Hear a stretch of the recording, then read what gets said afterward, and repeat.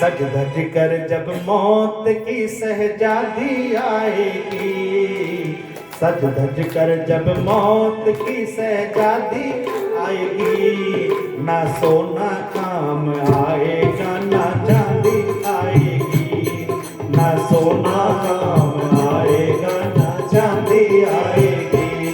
हर सज धज कर जब मौत की सहजादी आएगी, सज धज कर जब मौत की सहजादी आएगी, ना सोना काम आएगा ना चांदी आएगी, ना सोना काम आएगा ना चांदी आएगी।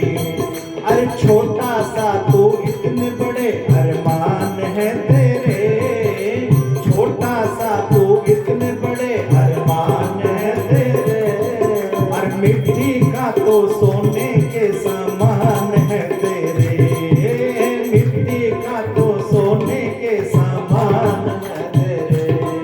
इन लाइनों का समझ रहे हो? छोटा सा तो इतने बड़े अरमान, समझो जरा। एक सेठ जी बैठे अपने बेडरूम में बैठे हैं और सोच रहे हैं, बातें कर रहे हैं, किससे? अपने मन से बातें कर रहे हैं कि शिवला कला में एक बहुत बड़ा कम से कम 10 बीघा प्लॉट है, उसे मैं खरीद लेता हूँ। मन से कहा, ये बात आज की नहीं, आज 10-20 साल पहले की, 30 साल पहले। उस प्लाट काफी पहुंचे हुए थे, आप तो पूरे घर बने। तो मन से बातें कर रहे हैं कि भैया शिवला में एक बहुत बड़ा प्लाट है, इतनी बीघा जमीन है, मैं खरीद लेता हूँ। तो मन का सेठ जी खरीदी करो क्या? अरे करना क्या है, उसमें एक बहुत बड़ी फैक्ट्री लगाएंगे। सेठ जी उससे क्या होगा? अरे फैक्ट्री लगाएंगे, 200-400 लोग काम करेंगे, लोगों को रोजगार मिलेगा। अच्छा फिर सेठ जी उससे क्या होगा? अरे उससे क्या होगा, हमारे पास बहुत सारा धन होगा। सेठ जी उससे फिर क्या होगा? अरे फिर टाटा बिरला की लिस्ट में हमारा भी नाम शामिल हो जाएगा। अच्छा फिर क्या होगा सेठ जी? अरे जब बहुत सारा धन होगा तो फिर क्या होगा? फिर सेठ जी मन से बातें, फिर क्या होगा भैया? घूमेंगे लंदन में, खाना खाएंगे दिल्ली में, सोएंगे बॉम्बे में। बातें कर रहे सेठ जी मन से। तो प्लॉट खरीदने की बातें चल रही हैं, तभी क्या हुआ, थोड़ी देर पश्चात सेठ जी को हार्ट अटैक हो गया। अब भैया प्लॉट भी खरीद लिया, घूम भी लिए और फैक्ट्री भी है? तो छोटा सा तू इतने बड़े अरमान है तेरे, छोटा सा तू इतने बड़े अरमान है तेरे, मिट्टी का तो सोने के समान है तेरे, मिट्टी का तो सोने के समान है तेरे। अरे मिट्टी की है काया बनी, मिट्टी में समाएगी, मिट्टी की है काया बनी, मिट्टी में समाएगी, ना सोना काम आएगा ना चांदी आएगी, ना सोना काम आएगा ना चांदी आएगी। सज धज कर जब मौत की सहजादी आएगी, सज धज कर जब मौत की सहजादी आएगी, ना सोना काम आएगा ना चांदी आएगी, ना सोना काम आएगा ना चांदी आएगी। वृंदावन बिहारी लाल की जय हो।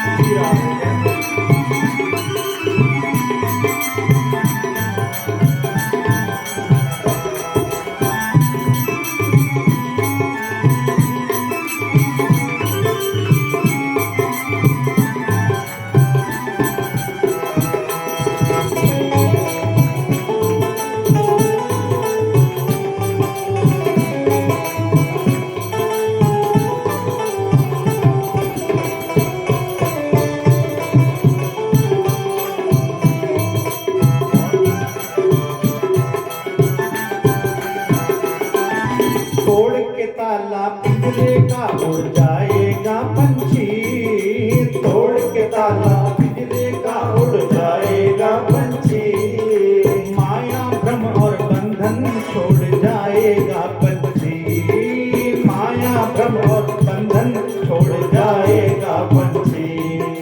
धड़कन में मौत जब बिगुल बजाएगी, धड़कन में ये मौत जब बिगुल बजाएगी, ना सोना काम आएगा ना चांदी आएगी, ना सोना काम आएगा ना चांदी आएगी।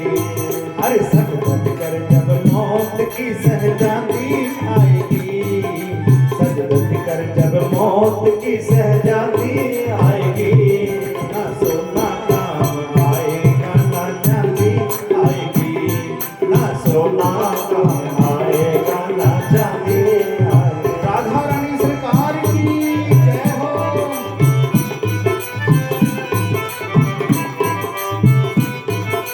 हे हरि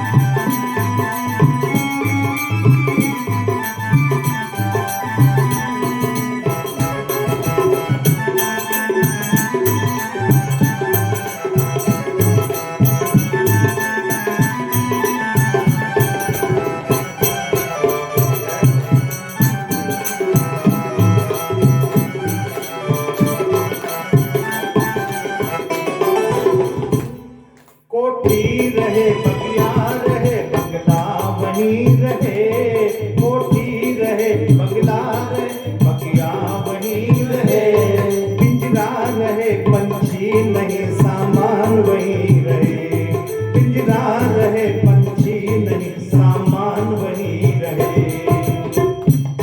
समझ रहे हो ना? पिंजरा रहे, कोठी रहे, बंगला रहे, बगिया वहीं रहे, पिंजरा रहे, पंछी नहीं सामान। पंछी कौन? आत्मा। पिंजरे की शोभा किससे है? किसी पंछी से है। ऐसे शरीर की शोभा किससे है? आत्मा से है। ठीक है।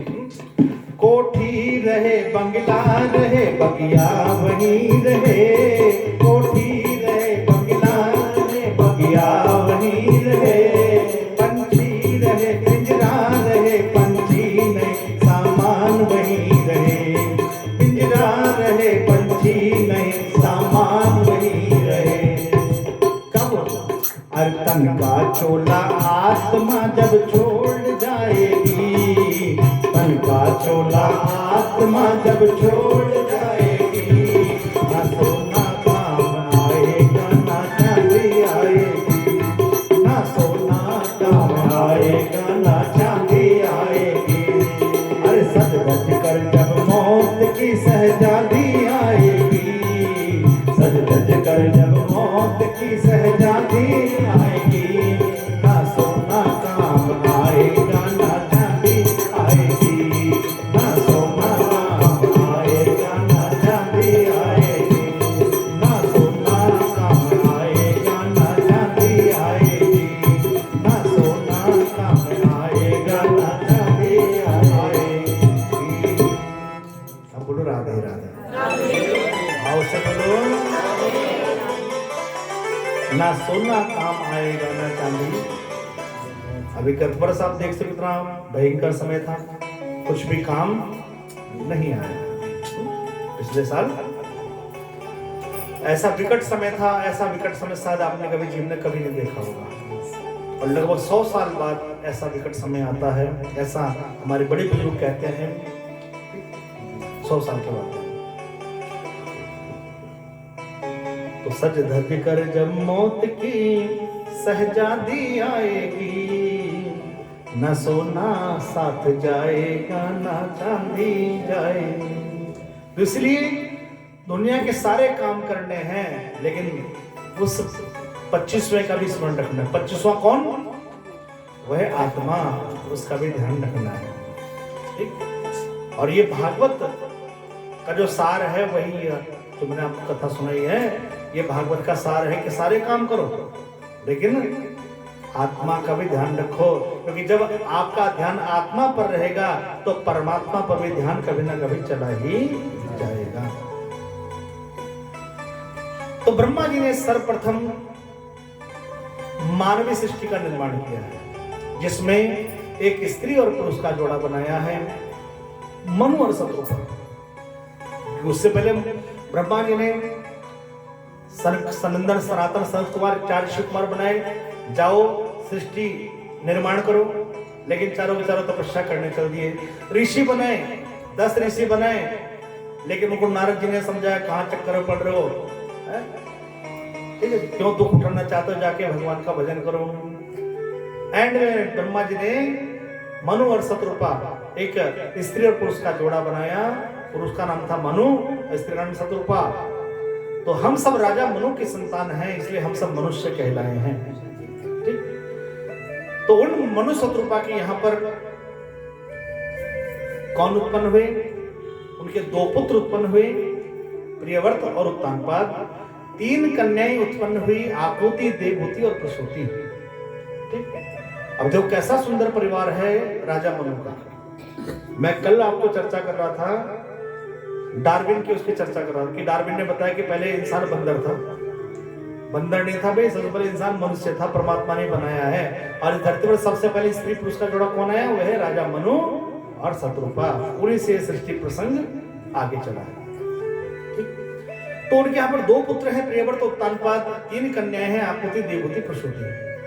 और देखो कैसा सुंदर परिवार है राजा मनु का कि 3 कन्याएं हैं और 3 कन्याओं के यहाँ पर भगवान प्रकट होकर आए। देखो सबसे पहली कन्या है आकुति। आकुति की यहाँ पर साक्षात नर और नारायण, एक नारायण भगवान प्रकट होकर आए हैं बद्रीनाथ का दर्शन करके, ठीक। फिर दूसरी पुत्री है प्रसूति।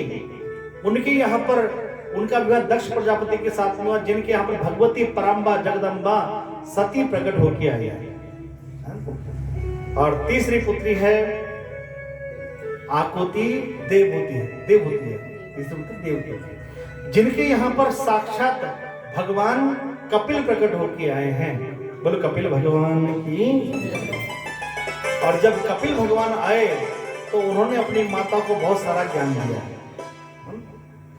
देखिए छोटा बच्चा अपनी माँ को ज्ञान दे रहा है, छोटा सा बच्चा।